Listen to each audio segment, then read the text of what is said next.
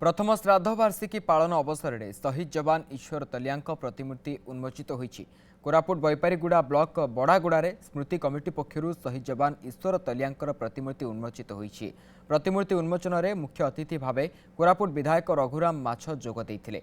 बैपारीगुड़ा बड़ागुड़ार ईश्वर तलिया 2011 सेना बाहिनी में जोगदे। 2024 राजस्थान में फायरिंग अभ्यास बेले विस्फोरण में प्राण हराई।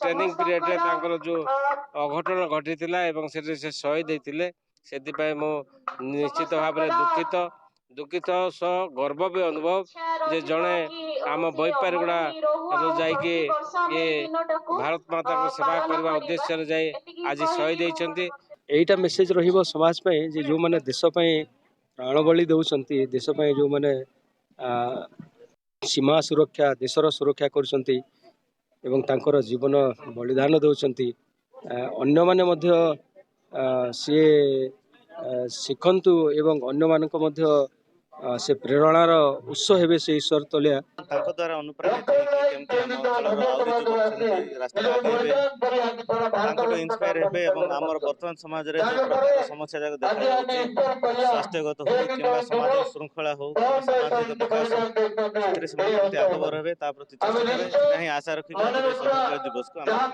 वर्ष पुराणी आउर मूर्ति स्थापन करागला तांकी जहाँ देश शहीद होती। मु बहुत बड़ गर्वित कि जहाँ देश काम कले।